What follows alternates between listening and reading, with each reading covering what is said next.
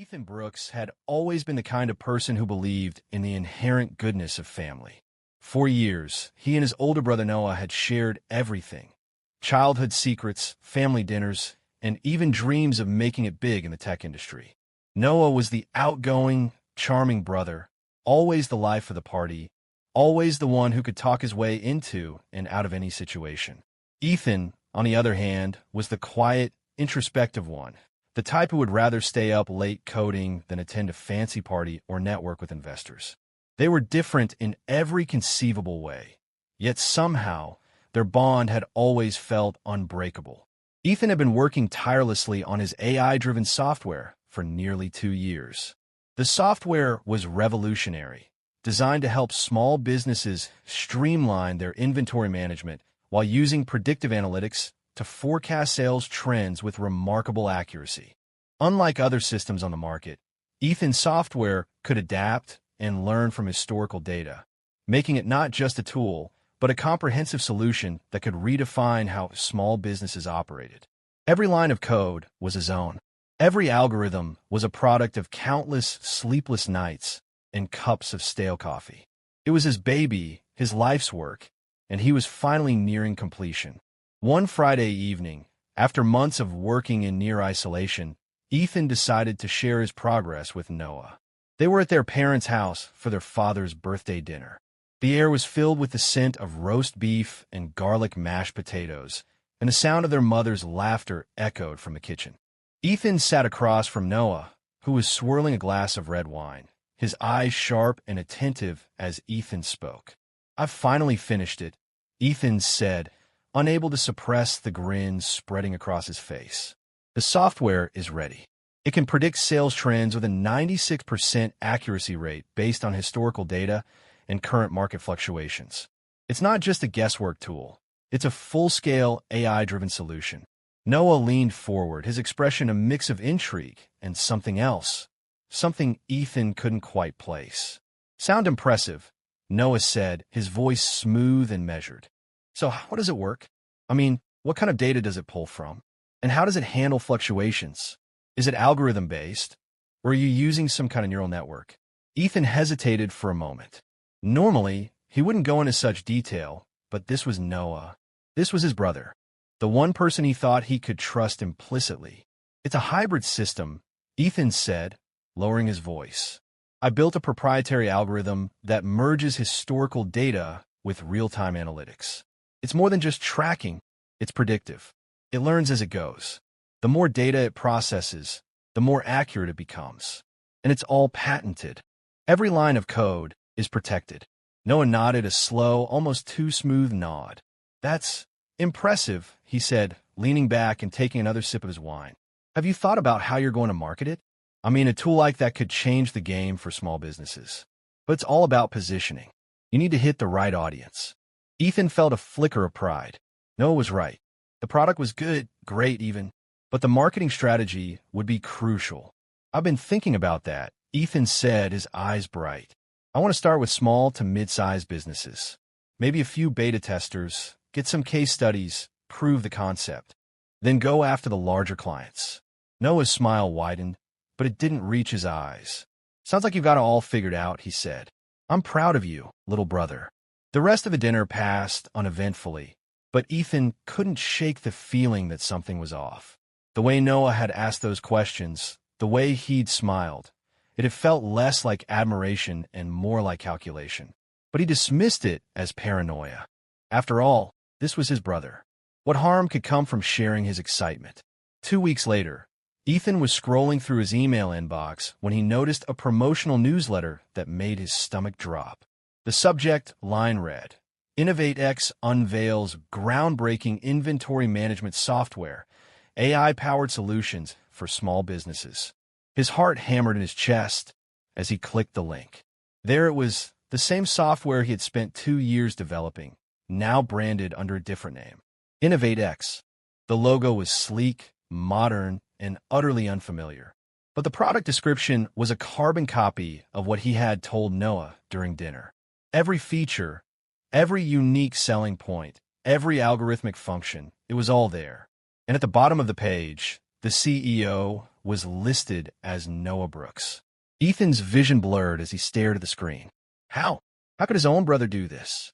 How could Noah take everything Ethan had poured his heart into and claim it as his own? The rage built up like a tidal wave, crashing against the walls of his chest. He wanted to call Noah right then, in there, to scream, to demand an explanation. But as he reached for his phone, his hand froze. A memory surfaced, Noah's voice at the dinner table, asking about the algorithms, the data processing, the predictive functions. Every question had been a calculated move, a strategic extraction of information. Ethan's blood ran cold. Noah hadn't been asking out of brotherly curiosity. He had been mining for details, gathering intel for his own gain. Ethan's fist clenched around his phone. He wanted to confront Noah, to tell him exactly what he thought of him, to expose him for the thief he was. But then, a second memory surfaced, one that made Ethan's rage settle into a cold, calculated calm. The patent, the one he had filed 3 months ago. Every algorithm, every line of code, every function, it was all there protected under his name. And Noah had no idea. Ethan took a deep breath, his mind shifting gears. This wasn't over. Not by a long shot. But instead of confronting Noah outright, Ethan would play the long game. Let Noah bask in his false victory. Let him think he had won. Because when the time was right, Ethan would pull the rug out from under him. But first, he needed to gather evidence. Every email, every conversation, every shred of proof that InnovateX was built on stolen technology. And when the time came, he would make sure that Noah paid for every last line of stolen code. For now, Ethan closed the email, his jaw set, his eyes narrowed. The game had just begun, and this time, Ethan was prepared to win. Ethan couldn't sleep that night. The betrayal gnawed at his mind like a relentless parasite, keeping him awake long after midnight. He kept staring at his laptop screen, refreshing the InnovateX website over and over, hoping that somehow it would disappear, that it was all some elaborate joke. But it wasn't. The website remained, bold and brazen, with Noah's name plastered all over it as the CEO and creator of the AI software that Ethan had spent years perfecting. Around 3 in the morning, Ethan's frustration gave way to strategy. He knew he couldn't afford to act impulsively. If he called Noah now, all he'd accomplish would be an explosive argument with no real outcome. Instead, he had to think like the developer and entrepreneur he was, methodically, logically, and with precision. He opened a new document and started jotting down every piece of information he knew about Noah's new venture. The product name, the website link, screenshots of every page, and details of the software's features. Then he listed every piece of evidence he still had. His original code, the patent documentation, the emails exchanged with his legal advisor, and the timestamps on his development logs. Ethan knew that the most crucial aspect of his plan was to build an airtight case that would leave Noah no room to argue. As dawn broke, Ethan made a decision. He would consult his patent attorney, Victoria Hayes, first thing in the morning. She had guided him through the tedious process of patenting his software, and she would know exactly how to proceed. By the time the sun was fully up, Ethan finally felt a sliver of hope creeping back into his chest. The betrayal still hurt like hell, but now he had a plan.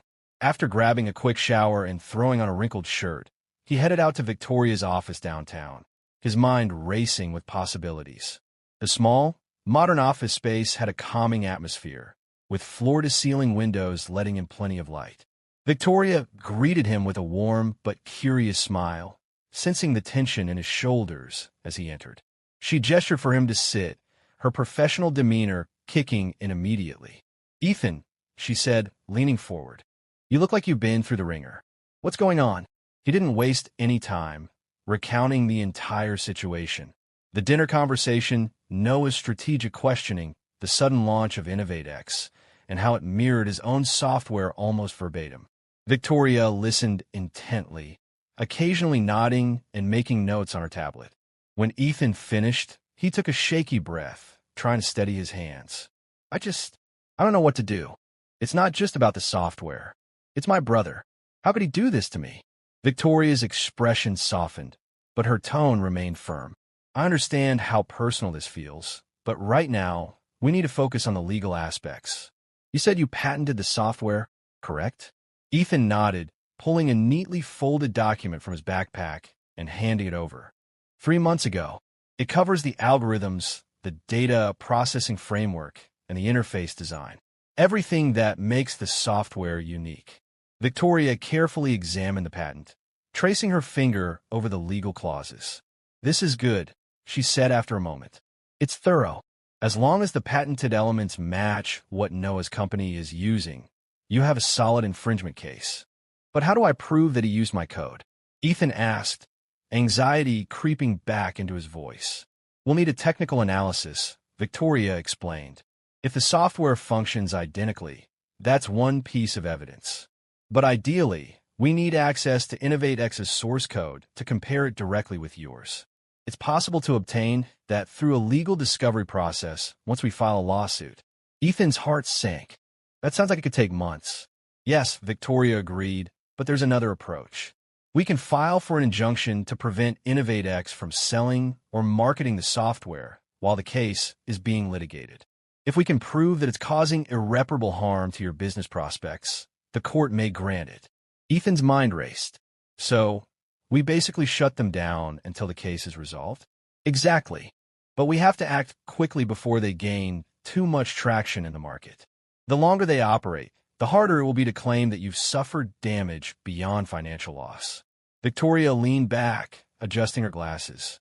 There's also the option of reaching out to Noah directly with a cease and desist letter before taking it to court. Sometimes that's enough to make the infringing party back down, especially when they know they're legally in the wrong. Ethan shook his head firmly. No, if I confront him now, he'll just try to cover his tracks. I need to hit him where it hurts, publicly, legally. He didn't just steal my idea. He stabbed me in the back. I want to make sure everyone knows it. Victoria studied him for a moment, understanding the raw emotion beneath his determination. Then we moved forward with the injunction. I'll draft the paperwork today.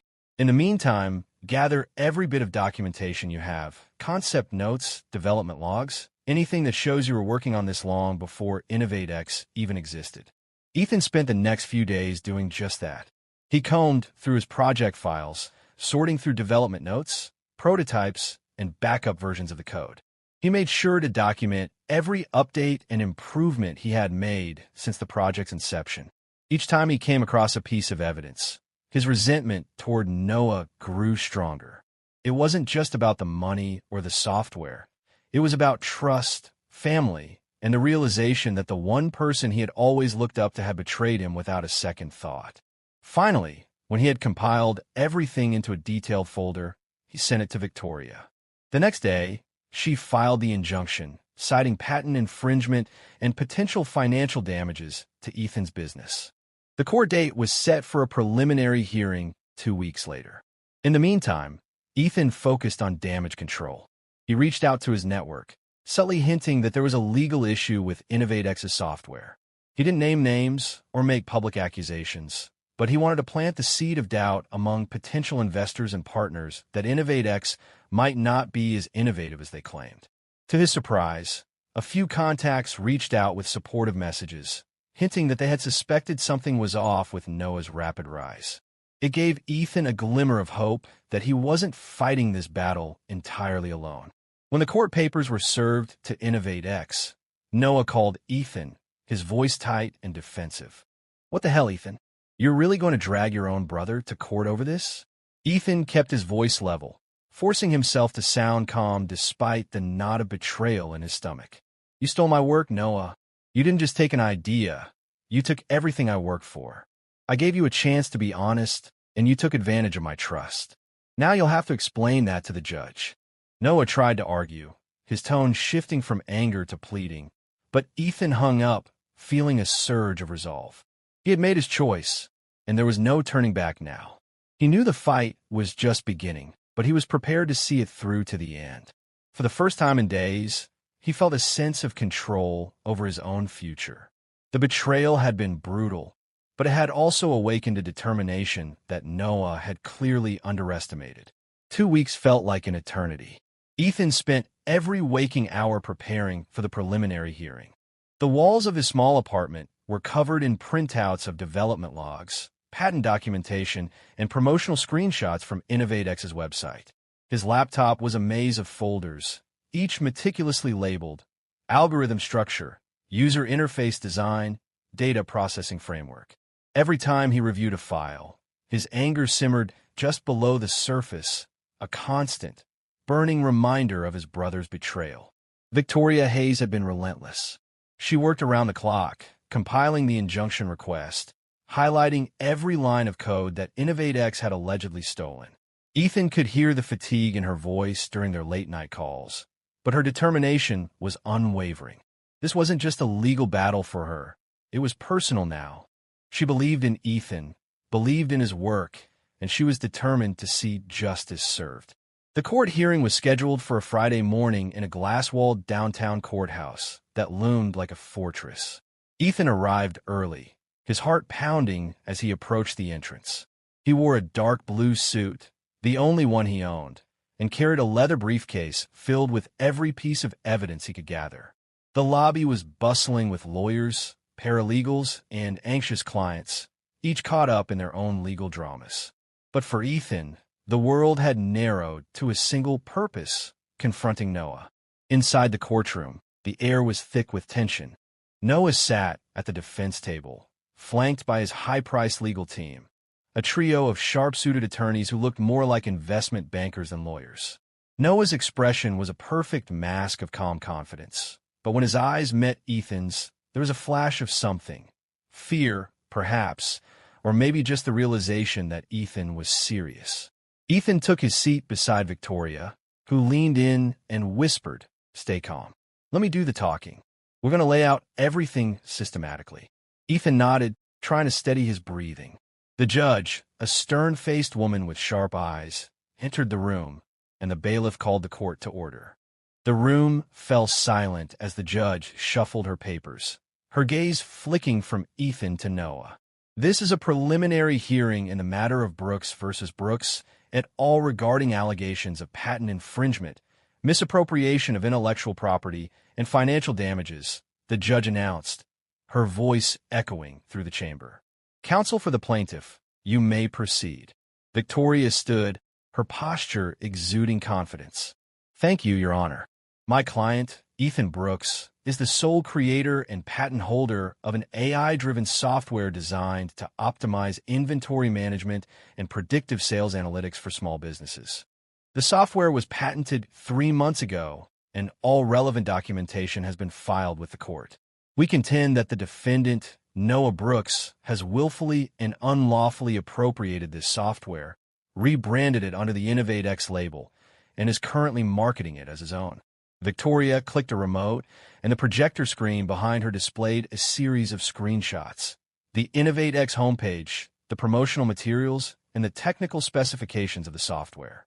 Each slide was eerily similar to the development notes Ethan had provided.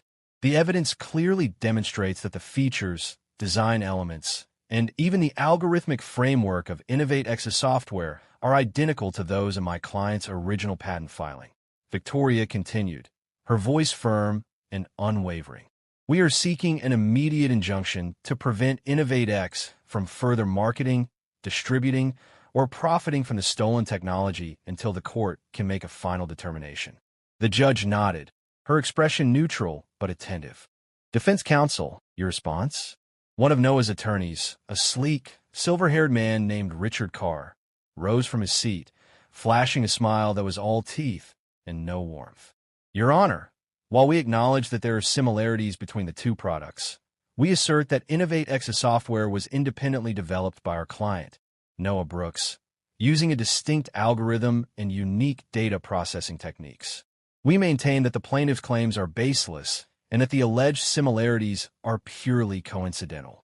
Richard clicked his own remote, and the screen now displayed a polished presentation of InnovateX's software, rebranded, repackaged, and presented as a completely original concept. The visuals were slick, the language precise, but to Ethan, it was like watching a distorted version of his own work, twisted and manipulated into something unrecognizable. Victoria leaned in closer, her jaw clenched. They're stalling, she whispered. They're trying to drag this out, hoping you'll settle or drop the case. But Ethan wasn't backing down. Not now. The judge called for a brief recess, and as the attorneys gathered their notes, Ethan rose and approached Noah, who was standing by the window, staring out at the city skyline. "You stole from me," Ethan said, his voice low but laced with fury. Noah turned, his face a blank slate. "I don't know what you're talking about." Ethan took a step closer, his fists clenched. "You sat across from me at dinner, asked me about the algorithms, the data processing, the predictive models. You knew exactly what you were doing." Noah's eyes narrowed. "You were too naive to see the potential. I took your half-baked idea and made it marketable. You should be thanking me." "Thanking you?" Ethan's voice shook. "For stealing 2 years of my life? For taking everything I worked for and passing it off as your own?" Noah smirked, a cold, smug expression that made Ethan's blood boil. "Business is business, little brother. You can cry to the judge all you want, but without hard proof, you're not getting a dime from me." Ethan's jaw clenched, but before he could respond, Victoria appeared at his side, her hand on his arm. "We're ready to resume," she said, her tone sharp. "Let's go." Back in the courtroom, Victoria resumed her presentation, this time focusing on the technical specifics, the coding structure, the algorithmic patterns, and the unique data processing framework. She called a technical expert to the stand, a software engineer who had reviewed both Ethan's code and InnovateX's. "In your expert opinion," Victoria asked, "is there significant overlap between the plaintiff's patented software and the product currently being marketed by InnovateX?" The expert nodded, his tone professional but firm. "Yes. The core algorithm structure is nearly identical, and several lines of code are exact matches. Additionally, certain data processing functions are uniquely specific to the plaintiff's original patent, indicating clear duplication." Richard Carr immediately jumped to his feet. "Objection. This is conjecture. We have yet to review the full source code of InnovateX's product." The judge raised a hand, silencing the room. "I will allow the testimony to stand. But before a final ruling on the injunction, the court will require a full review of both source codes to determine the extent of any duplication." Victoria nodded, her expression calm but intense. "Understood, Your Honor." As the court adjourned, Ethan felt a wave of exhaustion wash over him. The battle was far from over, but for the first time, he felt as though the truth was beginning to surface. As he packed up his files, he caught Noah's eye across the room. Noah's confident smirk was gone, replaced by a steely glare that sent a chill down Ethan's spine. This wasn't just a legal battle now, it was a war. And Ethan was prepared to fight to the bitter end. The days leading up to the full review of the source codes were a blur for Ethan. Every morning, he woke up with a knot of anxiety tightening in his gut. And every night, he fell asleep with his laptop resting precariously on his chest, eyes burning from hours of staring at lines of code. Victoria was relentless, pushing him to dissect every single algorithm, every function, every fragment of code that could serve as evidence against Noah. Ethan's apartment became a war room. Printouts were taped across the walls, linking sections of his original code to the InnovateX software features. Strings of red yarn connected key points of the patent document to screenshots from InnovateX's promotional materials. The air was heavy with the scent of stale coffee and exhaustion, and Ethan's hands shook from the endless caffeine and the lack of sleep. Meanwhile, Noah had gone radio silent. Despite Ethan's initial expectation that his brother would lash out, Noah had retreated into a fortress of silence, shielded by his legal team and the walls of his high-rise office. InnovateX's website remained active, still marketing the software as a revolutionary, AI-driven solution for small businesses. But behind the scenes, Ethan knew that Noah was scrambling. Victoria had sent a formal request for the complete source code of InnovateX's software, and despite multiple delays and excuses from Noah's lawyers, the court had finally ordered the files to be turned over. Now, Ethan sat at his dining table, surrounded by his notes, as the USB drive containing the InnovateX source code blinked ominously on the table. "Are you ready?" Victoria asked, sitting across from him. Her eyes were red-rimmed, but sharp, her jaw set in a determined line. Ethan swallowed, his throat dry. As ready as I'll ever be. Victoria nodded and plugged the USB drive into Ethan's laptop. The files loaded slowly, each folder expanding to reveal pages upon pages of code. Ethan leaned forward, his fingers hovering over the keyboard, his eyes scanning each line as though his life depended on it. Hours passed. The room darkened as the sun dipped below the horizon, and the only light came from the laptop screen. Ethan's mind spun as he compared his original code to InnovateX's. It was uncanny, not just similar but identical. The algorithms, the data processing functions, even the variable names. It was as though Noah hadn't even bothered to change a single line. Victoria leaned forward, her eyes fixed on a specific segment of code. "Look at this," she said, her voice tight. "Your proprietary algorithm for predictive sales forecasting. The one you spent months developing. It's right here." Line for line. Ethan's breath caught in his throat. He didn't even try to disguise it. "That's because he didn't think he had to," Victoria said, her jaw clenched. "He probably thought you'd never find out." Ethan shook his head, his heart pounding. "I have everything I need. This is it." The next morning, armed with a complete comparison report and a detailed analysis from their technical expert, Ethan and Victoria returned to the courthouse. The atmosphere was tense, the air thick with anticipation. Noah was already there, flanked by his legal team.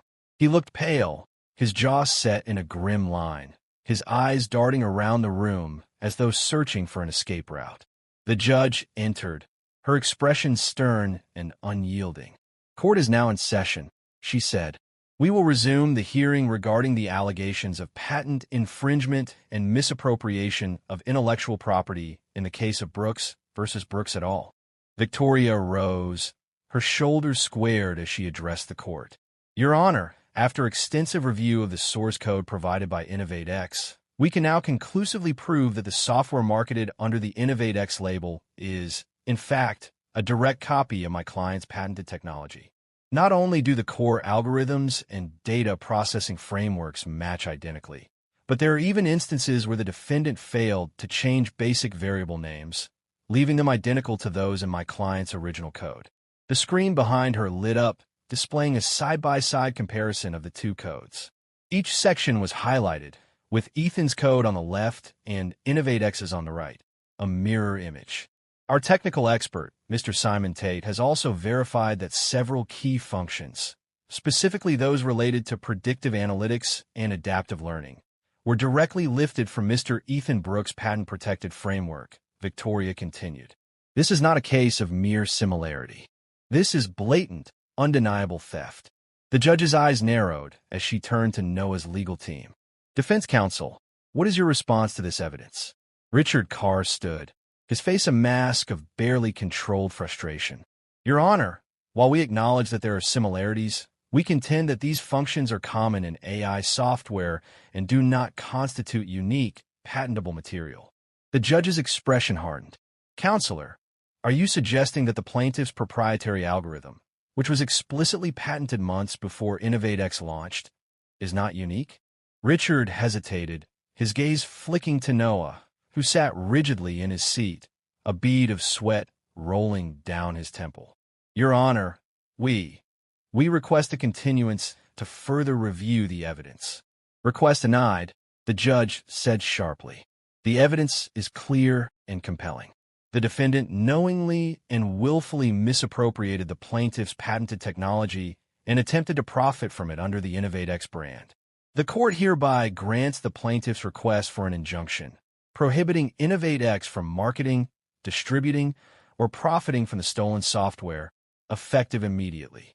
Noah's face crumpled, his hands clenching into fists. The judge wasn't finished. Furthermore, given the egregious nature of this theft and the emotional and financial damage caused to the plaintiff, the court orders InnovateX to pay damages to Mr. Ethan Brooks, in addition to covering all legal fees incurred during this case. The gavel slammed down, and the room erupted in whispers. Noah remained seated, his shoulders hunched, his eyes fixed on the floor. Ethan exhaled, a wave of relief washing over him. He had won. The stolen software was his again, and the world now knew the truth. As the courtroom emptied, Noah approached Ethan, his eyes hollow. Ethan held up a hand. Save it. You took everything I worked for. You lied to me, stole from me, and tried to ruin me. And for what? A quick payday? Noah swallowed, his jaw tight. I thought I could take it further than you could. Ethan shook his head, his expression a mixture of anger and sorrow. You could have been part of it. I would have brought you in as my partner. But instead, you destroyed everything. You didn't just lose a company today, you lost a brother. Noah's eyes fell, but Ethan had nothing more to say. He walked out of the courtroom, the sun shining brightly on his face as he stepped onto the sidewalk. For the first time in months, he felt free. Free from the betrayal, the bitterness, the endless sleepless nights. He had his software back. His reputation was intact. And now, he could finally move forward, unburdened by the weight of his brother's deceit. As he walked away, his phone buzzed with a new email, a message from a prominent investor who had heard about the trial and was interested in discussing a potential partnership for his software. Ethan smiled, the knot in his chest loosening.